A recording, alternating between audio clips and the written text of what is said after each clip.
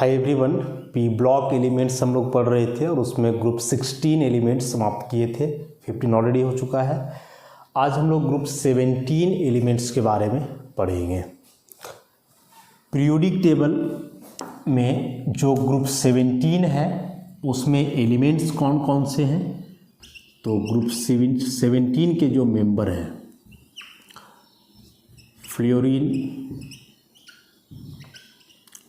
Chlorine, bromine, iodine and astatine. Fluorine, chlorine का Cl, bromine का Br, iodine का I, astatine का At।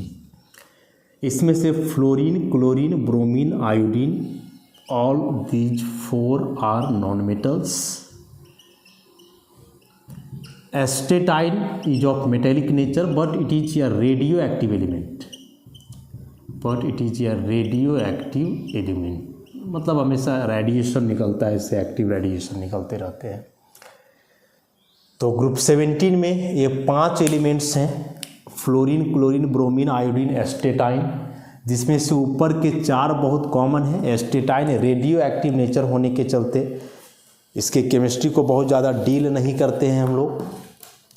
अब ये जो 4 एलिमेंट्स हैं फ्लोरीन, क्लोरीन, ब्रोमीन और आयोडीन, इन एलिमेंट्स को जो है या ग्रुप 17 एलिमेंट को हम लोग बोला जाता है हैलोजेंस। हेलो और जेंस, तो ये GEN जो है इसका मतलब होता है प्रोड्यूसर, जेनरेट करने वाला, प्रोड्यूस करने वाला, बनाने वाला। और ये हेलो का मतलब होता है सी सॉल्ट। तो sea salt producer are called halogens. मतलब समुद्र के पानी में जो सॉल्ट होता है जिस किसी भी मेटल का, वह हेलोजन के साथ मोस्टली होता है। इसीलिए हेलोजन को हम लोग जो है हेलोजन के साथ मतलब ये फ्लोरीन, क्लोरीन, ब्रोमीन, आयोडीन के साथ। तो चूंकि ये एलिमेंट समुद्र के पानी में सॉल्ट के रूप में एग्जिस्ट करते हैं, मैक्सिमम मेटल इनके साथ कंबाइन करके सॉल्ट के रूप में एग्जिस्ट करता है, इसलिए ये कहलाते हैं सी सॉल्ट प्रोड्यूसर, मतलब हेलोजन। मोस्ट कॉमन तो हम लोग जान ही रहे हैं, सोडियम क्लोराइड, नमक क्लोरीन के साथ है, सोडियम का सॉल्ट। तो आता है, बहुत इंपॉर्टेंट है। ग्रुप 15 को हम लोग बोल रहे थे निक्टोजेंस, 16 को बोले chalcogens and these are called halogens. Halogen ये जेन वर्ड सब में लगा हुआ है, जिसका मतलब होता है प्रोड्यूसर, जेनरेट करने वाला, ऐसा। तो ग्रुप 17 एलिमेंट को हम लोग क्या बोले, हैलोजेंस। क्यों बोले? क्योंकि सी सॉल्ट प्रोड्यूसर हैं सभी। क्या कौन कौन से एलिमेंट हैं इसमें, वो भी हम लोग देख लिए। इन एलिमेंट का नेचुरल एबंडेंस बहुत ज़्यादा नहीं है, लेकिन इतना है जिससे कि इनका जो यूज है उसका भरपाई हो जाता है। और चूँकि जब नेचुरल अकरेंस की हम लोग बात करेंगे तो हैलोजेंस जो है ना काफ़ी रिएक्टिव एलिमेंट्स होते हैं। तो रिएक्टिव नेचर होने के चलते वे फ्री स्टेट में एग्जिस्ट नहीं करते हैं, हमेशा कंबाइंड फॉर्म में रहते हैं, मिनरल्स के फॉर्म में रहेंगे। और क्या क्या उनका मिनरल्स है वो हम लोग देखते हैं। जैसे फ्लोरीन की बात करें, सबसे ज़्यादा रिएक्टिव हैलोजन है फ्लोरीन। तो इसके कई हैं, जैसे फ्लोराइट, कैल्शियम फ्लोराइड को हम लोग बोलते हैं, क्रायोलाइट, Na3Al, ऐसा फ्लोरीन के हुए सभी। उसी प्रकार से क्लोरीन की बात करेंगे तो क्लोरीन का carnallite, KCl, MgCl2, 6H2O, rock salt, NaCl, calcium chloride वगैरह कई हैं। ब्रोमीन के कुछ कॉमन, जैसे sodium bromide, potassium bromide, magnesium bromide, ऐसे ही करके। अब वैसे आयोडीन का भी कुछ यही हाल है, sodium iodide, potassium iodide, sodium iodate, ऐसे। तो नेचुरल अकरेंस है इन एलिमेंट्स का, मतलब हैलोजन का। फ्लोरीन का जो मोस्ट कॉमन ओर या मिनरल है या फ्लोराइट और क्रायोलाइट। क्लोरीन का कार्नालाइट, रॉक सॉल्ट कॉमन है, जानते हैं हम लोग NaCl। ब्रोमीन और आयोडीन के कॉमन से जो अल्कली या अल्कलाइन अर्थ मेटल के सॉल्ट हैं वही है। तो अब हम लोग आते हैं मेन जनरल कैरेक्टरिस्टिक्स की ओर ग्रुप 17 एलिमेंट का।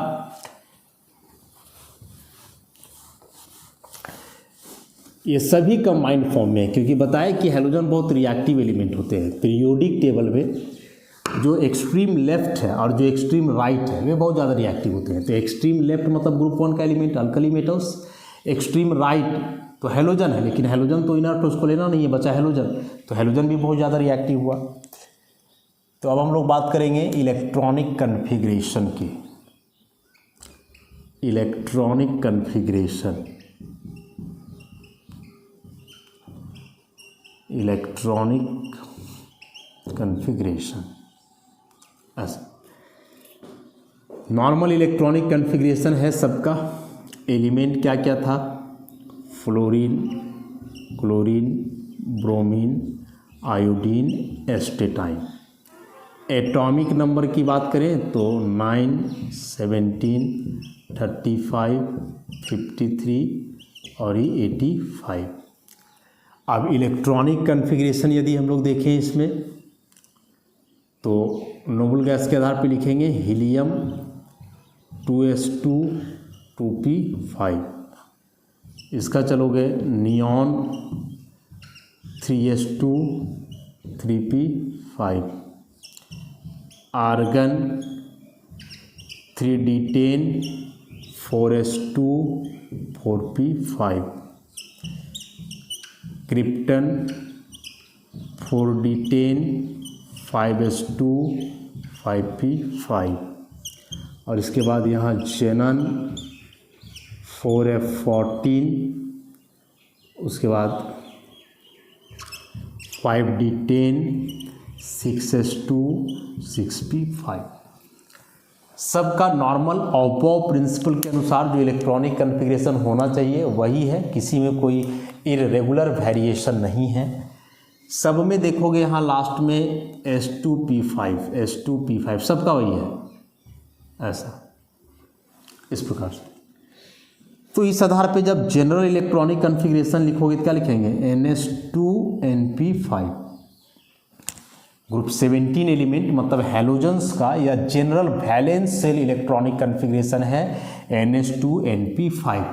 और जब वैलेंस सेल कन्फिग्रेशन बता रहा है कि हैलोजन के वैलेंस सेल में इलेक्ट्रॉन्स कितने हुए, तो 2 और 5 7 इलेक्ट्रॉन्स हो गए, ऐसा। तो इलेक्ट्रॉनिक कन्फिग्रेशन से क्वेश्चन तो एग्जाम में रहता ही है, हर ग्रुप में हम लोग पढ़ते हैं इसको, और कहीं ना कहीं से इलेक्ट्रॉनिक कन्फिग्रेशन इसका एग्जाम के लिए इंपॉर्टेंट हो ही जाता है, पूछता ही है। तो सबका एक नॉर्मल कन्फिग्रेशन है, कहीं कोई एक्सेप्शन नहीं है, जो हम लोग पढ़े हैं ऑफ प्रिंसिपल उसी के अनुसार है। उसके बाद बात करेंगे एटॉमिक एंड आयनिक रेडाई की। तो चूंकि बोले अभी कि जो हैलोजन्स हैं वह मॉडर्न पीरियोडिक टेबल में एक्सट्रीम राइट में है, एक्सट्रीम राइट सबसे राइट साइड है। तो उस हिसाब से एटॉमिक और आयनिक रेडाई को यदि हम लोग कंपेयर करें, atomic and ionic radii,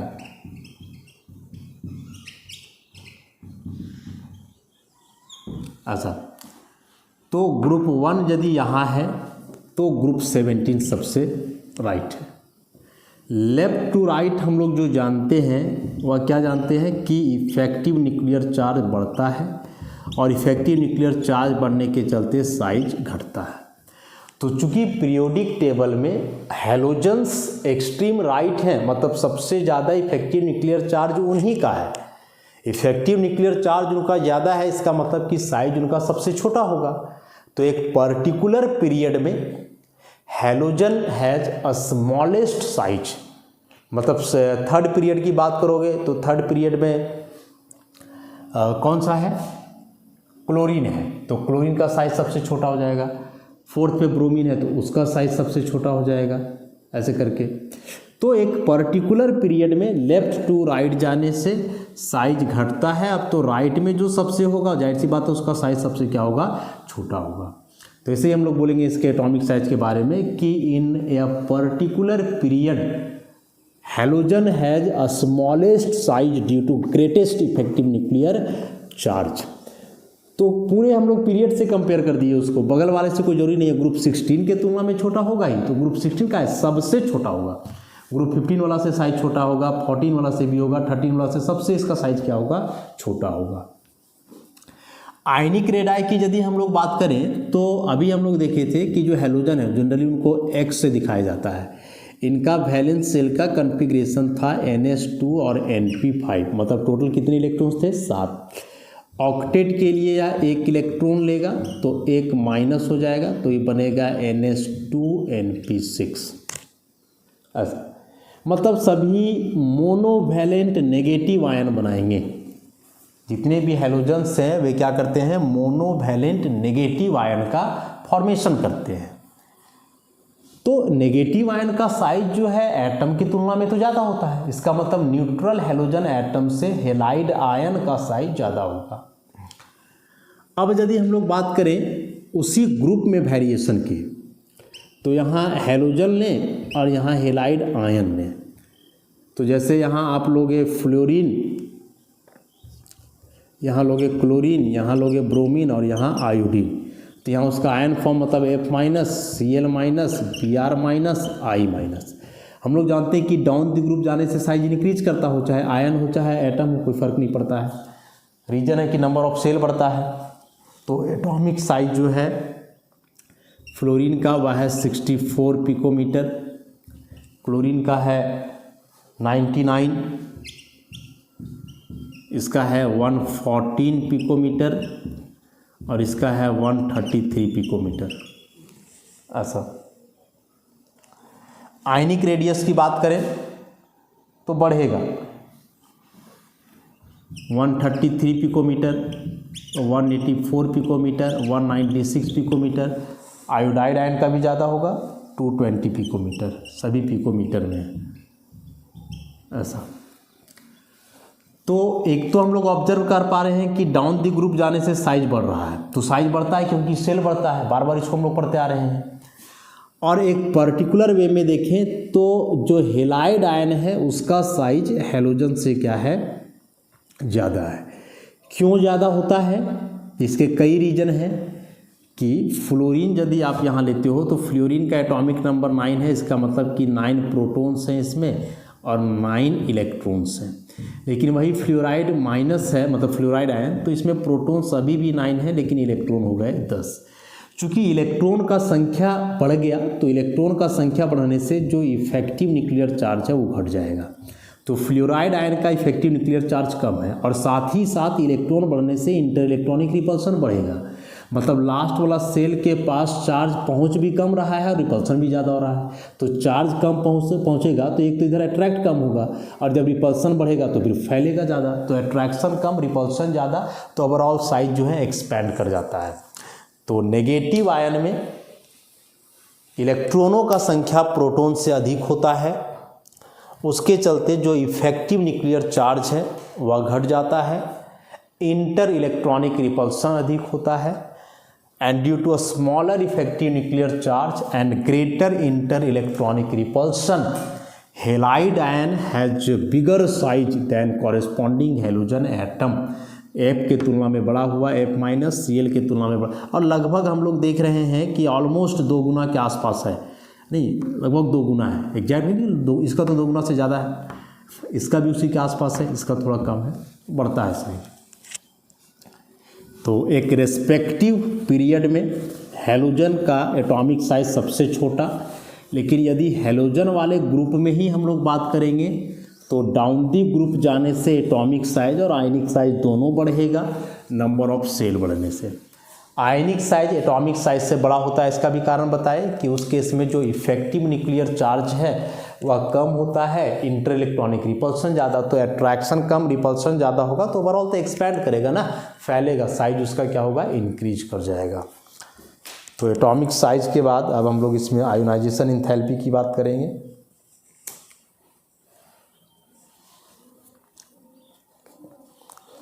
ionisation enthalpy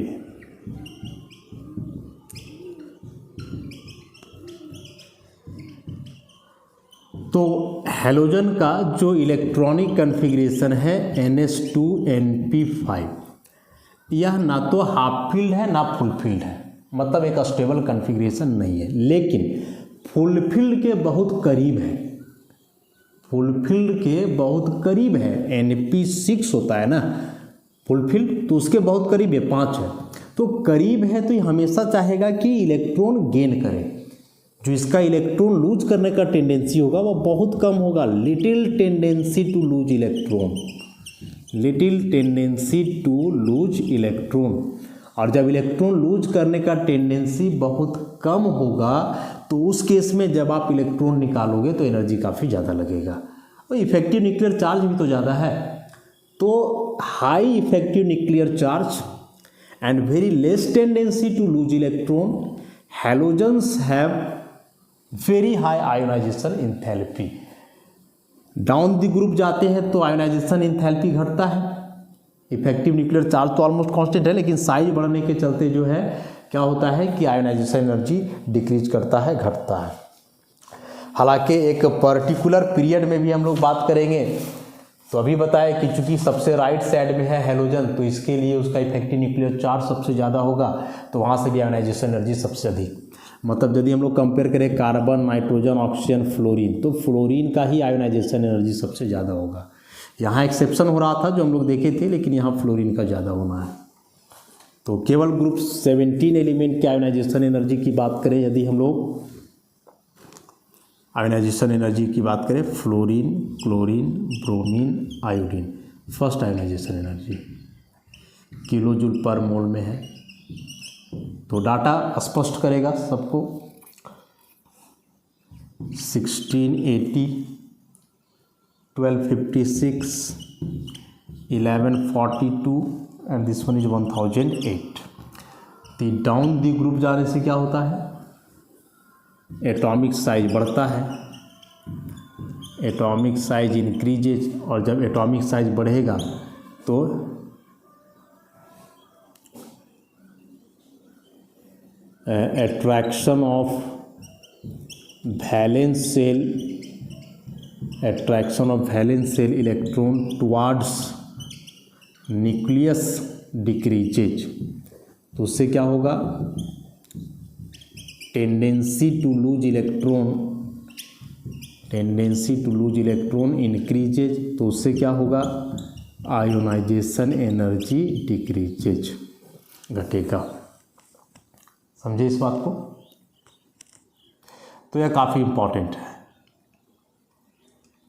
तो खैर यह कॉमन बात है, हर ग्रुप में जो है ऐसे ही होते आता है। डाउन दी ग्रुप जाने से आयोनाइजेशन एनर्जी घटता है और सब में सेम रीजन है कि एटॉमिक साइज जब बढ़ेगा, मान लो एक एटम इतना बड़ा है, ऐसे इसको समझो कि एक एटम इतना बड़ा है और एक एटम इतना बड़ा है, और ये दोनों वैलेंस शेल को रिप्रेजेंट कर रहे हैं। तो इसका इलेक्ट्रॉन यहाँ है और इसका इलेक्ट्रॉन यहाँ है। तो इसका चूंकि वैलेंस इलेक्ट्रॉन न्यूक्लियस से काफ़ी दूर है ना, तो इसका अट्रैक्शन इधर उतना ही कम होगा, और जब अट्रैक्शन कम होगा तो आसानी से इलेक्ट्रॉन निकलेगा, कम ही एनर्जी लगेगा, आयोनाइजेशन एनर्जी कम। इसका साइज छोटा है तो यह इलेक्ट्रॉन न्यूक्लियस की तरफ ज़्यादा अट्रैक्ट होगा, और जब ज़्यादा अट्रैक्ट होगा तो आसानी से रिलीज नहीं होगा, ज़्यादा एनर्जी लगेगा इसको।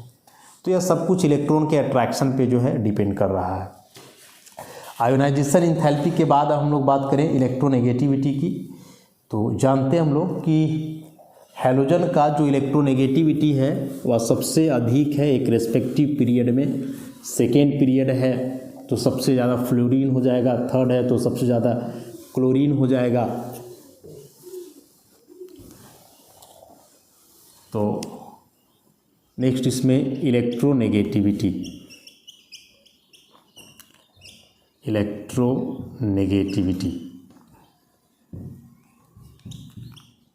halogens have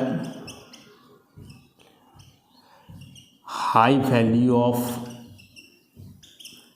electronegativity, due to greater effective nuclear charge. Down the group जाने से इलेक्ट्रोनेगेटिविटी घटता है साइज बढ़ने के चलते। तो यह fluorine, chlorine, bromine, iodine. Fluorine जान रहे हैं हम लोग most electronegative element of the periodic table according to Pauling scale. Chlorine का स्टैंडर्ड 3.2 लेते हैं, 3.0 भी लोग कंसिडर करके चलता है। ब्रोमीन का 3.0 के आसपास, हालांकि 2.9 वगैरह होता है, इसका 2.7 और एस्टेटाइन का 2.2 होता है। ऐसा पॉलिंग स्केल का यह इलेक्ट्रोनेगेटिविटी वैल्यू है। तो fluorine is the most electronegative element of the periodic table followed by chlorine, फिर bromine, iodine, astatine. Down the group जाने से घट रहा है क्योंकि साइज क्या होता है, बढ़ता है। तो ये सभी कॉमन वेरिएशन है, हर ग्रुप में आ रहे हैं और सबका एक्सप्लेनेशन भी वही है, सेम एक्सप्लेनेशन, सेम रीजन। उसके बाद इलेक्ट्रॉन गेन एंथैल्पी की बात करेंगे हम लोग।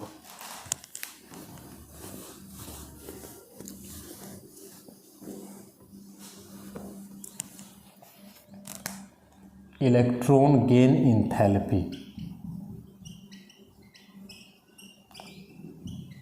इलेक्ट्रॉन गेन एंथैल्पी, ऐसी को इलेक्ट्रॉन एफिनिटी भी हम लोग बोलते हैं।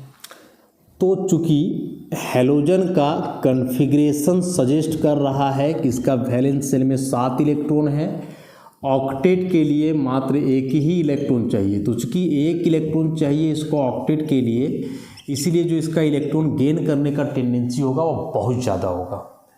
तो halogens require only 1 electron to achieve octet, that is they have very high tendency to gain electron और है हाई एफिनिटी फॉर इलेक्ट्रॉन।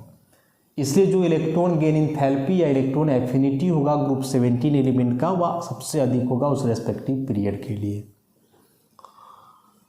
उसके बाद जो वेरिएशन हम लोग जानते हैं कि डाउन द ग्रुप जाने से घटता है, फ्लोरीन, क्लोरीन, ब्रोमीन, आयोडीन।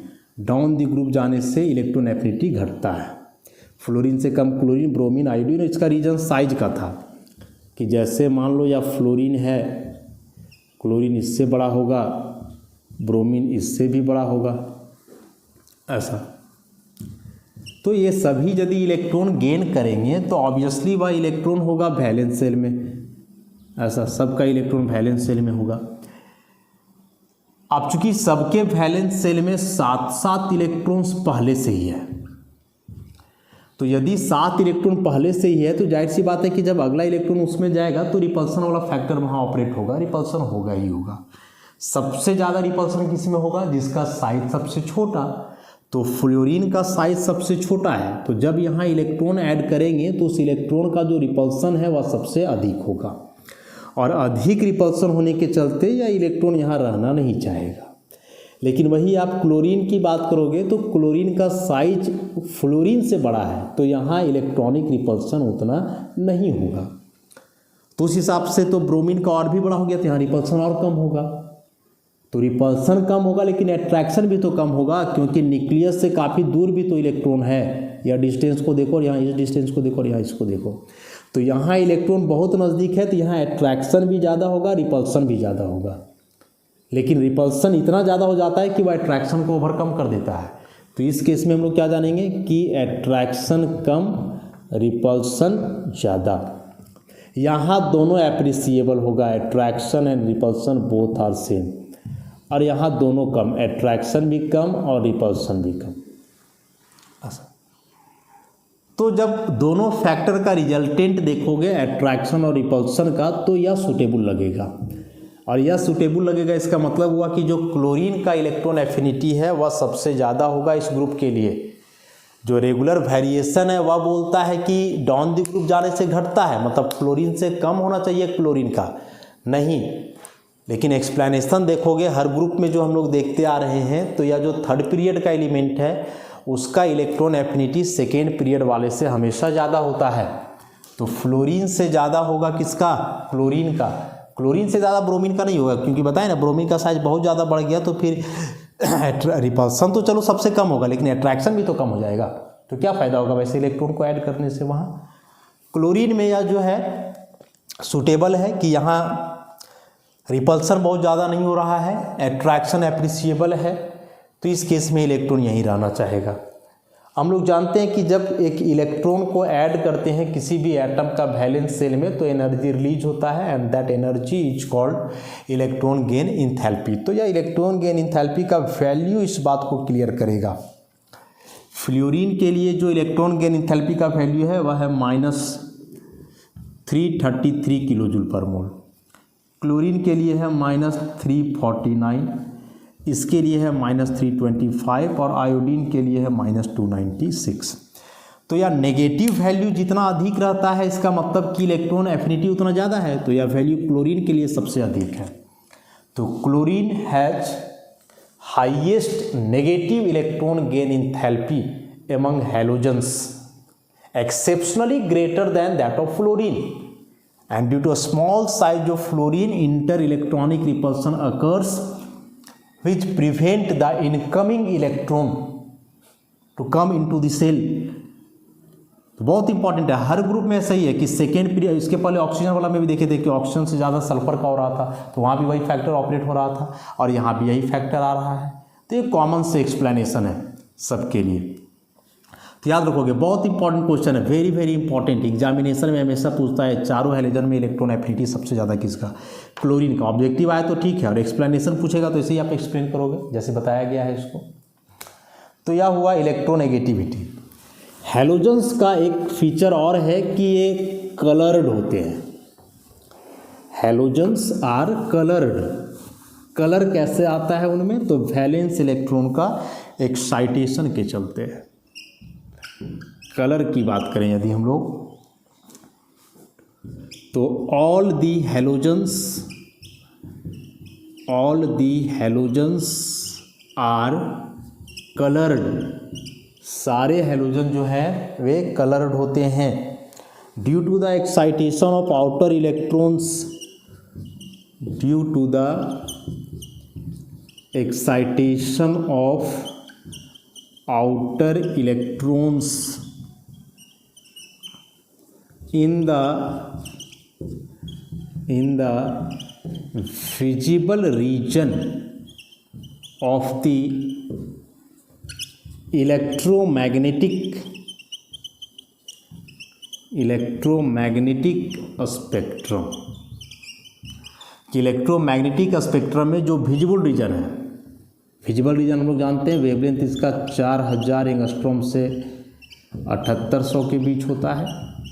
तो इस वेवलेंथ का जो लाइट है वह विजिबल लाइट कहलाता है, और इस विजिबल लाइट में हम लोग जानते हैं 7 कलर है, विबजियोर ऐसा। तो होता क्या है कि हैलोजन के वैलेंस शेल में जो इलेक्ट्रॉन्स हैं वे इलेक्ट्रॉन सुटेबल रेडिएशन एब्जॉर्ब करते हैं।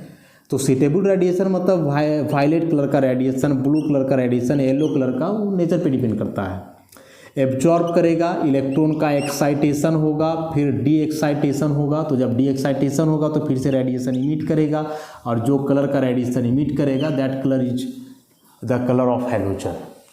तो हैलोजन्स कलर्ड हैं क्योंकि उनके आउटर इलेक्ट्रॉन का एक्साइटेशन पॉसिबल हो पाता है इलेक्ट्रोमैग्नेटिक स्पेक्ट्रम का जो विजिबल रीजन है उसमें, and due to the excitation of electron halogens are colour. तो किसी भी हैलोजन का जो कलर, या हैलोजन क्या, किसी भी कंपाउंड का जो कलर आता है वह कलर मोस्टली आता है इलेक्ट्रॉन का एक्साइटेशन के चलते। इलेक्ट्रॉन का एक्साइटेशन यदि पॉसिबल नहीं है तो कलर हो ही नहीं सकता है कंपाउंड का।